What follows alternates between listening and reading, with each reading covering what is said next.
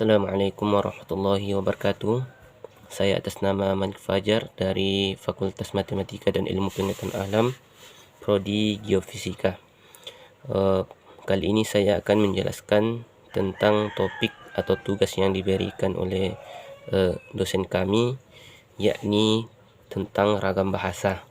Ragam bahasa bisa diartikan sebagai bentuk variasi menurut konteks pemakaiannya, baik itu topik yang dibicarakan, hubungan antar pembicara, atau bisa juga tentang medium pembicaraan. Keberagaman salah satunya merupakan pembeda dalam wilayah Indonesia. Bahasa tentunya merupakan salah satu media komunikasi yang tentu akan berpengaruh kepada interaksi sosial yang ada. Maka keberagaman di Indonesia inilah yang patut kita syukuri, dan tentu ada beberapa faktor yang bisa mempengaruhi sehingga di wilayah kita khususnya Indonesia memiliki keberagaman bahasa. Yang pertama adalah faktor budaya, di mana setiap daerah mempunyai perbedaan kultur atau daerah hidup yang berbeda, sehingga ya kalau kita berbicara tentang kultur, maka tentu bahasa yang digunakan di wilayah pesisir pantai akan berbeda dengan bahasa yang digunakan di wilayah pegunungan. Hal itu disebabkan karena perbedaan alam, dan salah satu media seorang nenek moyang kita untuk menggali bahasa itu adalah dengan alam itu sendiri. Kemudian faktor selanjutnya adalah faktor sejarah. Seperti yang saya katakan tadi, bahwasanya bahasa itu lahir dari nenek moyang, sehingga turun-temurun akan berkembang dan akhirnya menjadi bahasa yang kita gunakan sehari-hari sampai sekarang ini. Kemudian faktor selanjutnya adalah faktor perbedaan demografi. Ya, setiap daerah memiliki dataran yang berbeda. Seperti wilayah di daerah pantai, pegunungan, seperti yang saya katakan tadi, akan berbeda bahasanya karena tentunya selain perbedaan bahasa, tentu akan berbeda pada volume atau intonasi suara yang dikeluarkan oleh orang-orang yang di gunung. Mungkin karena faktor interaksi sosial yang ada di pegunungan berbeda dengan faktor sosial yang ada di pantai. Jadi itu adalah faktor-faktornya. Kemudian macam-macam ragam bahasa. Yang pertama adalah ragam berdasarkan media.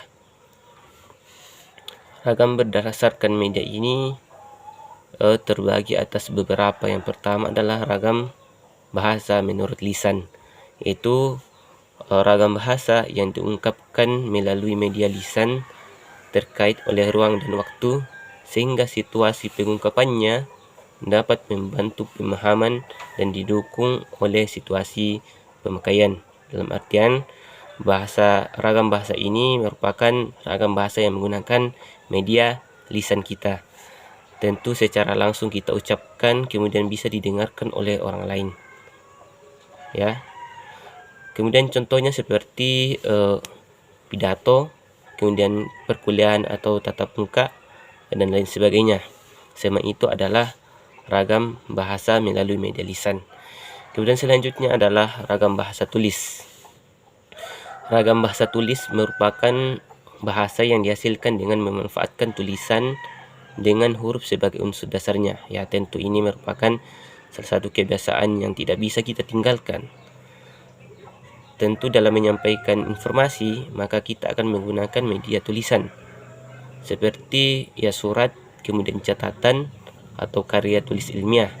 Selain itu, di era zaman sekarang tentu ada media lain seperti WhatsApp atau media lainnya. Tentu itu merupakan ragam bahasa tulis karena menggunakan huruf-huruf sehingga komunikasi bisa diterima oleh orang lain. Kemudian macam-macam ragam bahasa selanjutnya adalah ragam berdasarkan waktu. Ya, ragam berdasarkan waktu terbagi juga atas dua. Yang pertama adalah bahasa Indonesia yang dalam ruang lingkup lampau. Artinya bahasa Indonesia yang memiliki karakter yang sangat kental dengan bahasa Melayu. Ya tentu karena kita merupakan orang Melayu dan nenek moyang kita adalah orang Melayu, maka tentunya akan perkembangan bahasa Melayu akan berpengaruh kepada perkembangan bahasa di Indonesia. Contohnya seperti yang ada di salah satu peninggalan sejarah yang kemudian ditulis dalam bahasa Sangsekerta. Itu merupakan bahasa Melayu atau yang kemudian disebut dengan bahasa Indonesia. Namun itu adalah bahasa Indonesia dalam ruang lingkup yang lampau atau sudah lama. Kemudian bahasa Indonesia baru. Ya, bahasa Indonesia baru adalah bahasa Indonesia yang pertama kali dikembangkan setelah diakuinya bahasa Indonesia sebagai bahasa persatuan. Ya, setelah 28 Oktober 1945 ada Sumpah Pemuda yang dilakukan oleh pemuda-pemuda. Tentunya pada saat itu ya ditetapkanlah bahasa Indonesia sebagai bahasa Melayu sebagai bahasa Indonesia yang merupakan bahasa persatuan. Maka pada saat inilah dari zaman ke zaman terjadi perkembangan yang sangat pesat, apalagi dalam bahasa yang digunakan, sehingga ini bisa kita lihat dalam pedoman umum ejaan bahasa Indonesia atau Kamus Besar Bahasa Indonesia, yaitu adalah jenis bahasa Indonesia yang baru atau modern. Kemudian selanjutnya adalah ragam berdasarkan komunikasi. Mungkin ragam berdasarkan komunikasi ini sungguh sangat banyak macamnya. Jadi yang pertama adalah ragam sosial, yaitu ragam bahasa yang sebagian norma dan kaedahnya didasarkan atas kesepakatan bersama dalam lingkup sosial yang lebih kecil dalam masyarakat. Ya, misalkan ragam bahasa yang digunakan dapat dikatakan sebagai ragam sosial. Selain itu, ragam sosial berhubungan pula dengan tinggi atau rendahnya status kemasyarakatan lingkungan sosial yang bersangkutan. Ragam sosial ini bisa kita kaitkan dengan kehidupan kita hari ini, tentu dengan cara berbicara tentu akan berpengaruh terhadap interaksi sosial yang ada. Bahkan bisa berpengaruh terhadap tinggi atau rendahnya status kemasyarakatan. Kemudian ragam fungsional. Ragam fungsional adalah ragam bahasa yang dikaitkan dengan profesi, lembaga, lingkungan kerja atau kegiatan tertentu lainnya. Ya, tentu ragam fungsional ini adalah ragam bahasa yang sering kita gunakan di dalam kegiatan-kegiatan baik itu lembaga atau profesi. Tentunya bahasa yang digunakan itu adalah bahasa Indonesia dengan bahasa yang sopan dan baku.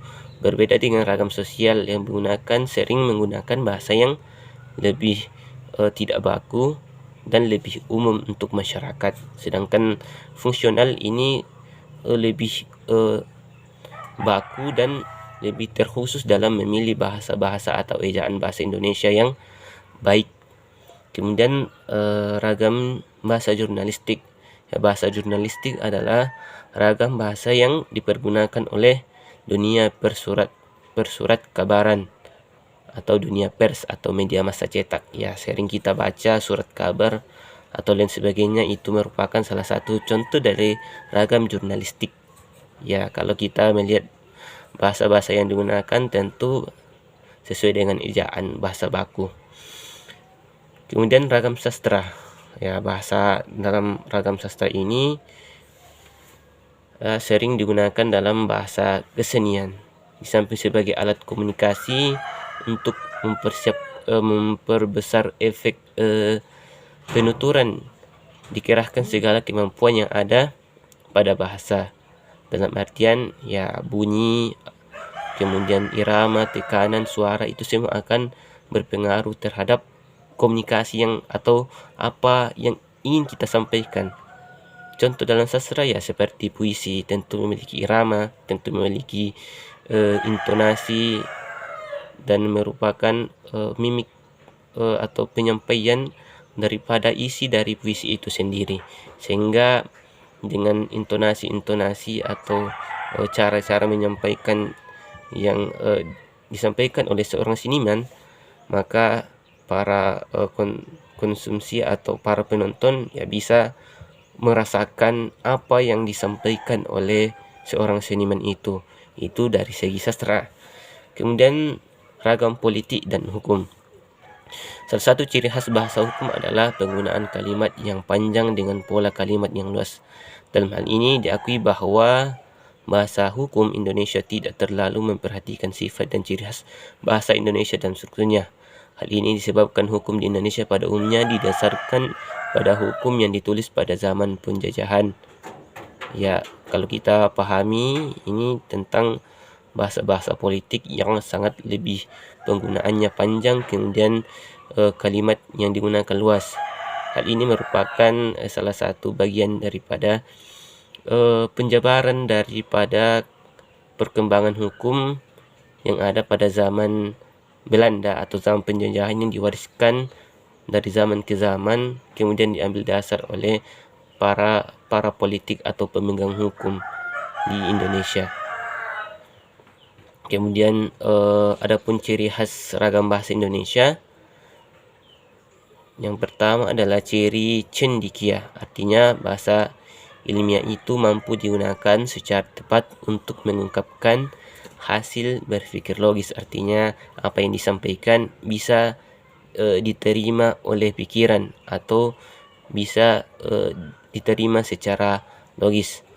Ya, makna kata kesimpulan memiliki makna proses menyimpulkan dengan tambahan konflik, sedangkan simpulan memiliki makna hasil. Kemudian ciri yang kedua yaitu lugas dan jelas. Ya, tentu dalam menyampaikan bahasa kita harus lugas dan jelas. Ya, bahwa bahasa Indonesia mampu menyampaikan gagasan ilmiah secara jelas dan tepat sehingga ya mudah kita terima sebagai konsumtor atau orang yang akan menerima informasi-informasi dari orang lain. Kemudian yang harus kita lakukan adalah menghindari kalimat fragmentaris atau kalimat yang belum selesai. Ya, tentu kalau seseorang berbicara kemudian tidak selesai, ya tentu kita tidak mengerti dan tentu kita akan penasaran tentang apa yang disampaikan. Adapun ciri khas ragam Indonesia selanjutnya adalah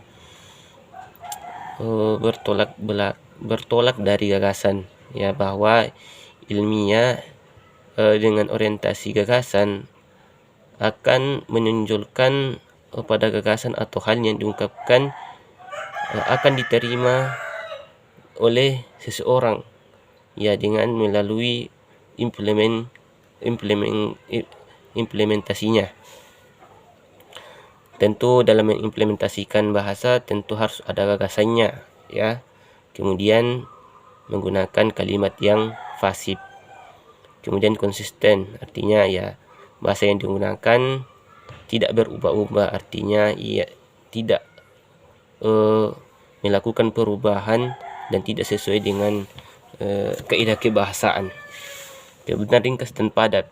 Ya, sifat ringkas dan padat direalisasikan dengan tidak adanya unsur-unsur bahasa yang membazir, dalam artian penggunaan kata atau kalimat jangan sampai ada kata yang pada dasarnya memiliki makna yang sama kemudian kita gabung dalam satu kalimat, akhirnya ya makna atau kata yang dikeluarkan akan begitu banyak dan mubazir. Kemudian selanjutnya adalah formal atau objektif. Bahasa formal di sini adalah bahasa yang digunakan harus sesuai dengan pedoman ejaan bahasa Indonesia. Kemudian objektif artinya disampaikan dalam sesuai dengan apa atau fakta yang ada di lapangan. Ya, jadi apa yang kita sampaikan harus benar-benar sesuai dengan apa yang sesuai dengan realisasinya kita dalam menyampaikan bahasa itu sendiri. Ya, jadi ini sekian dari saya tentang penjelasan tentang topik ragam bahasa. Sekian dari saya. Assalamualaikum warahmatullahi wabarakatuh.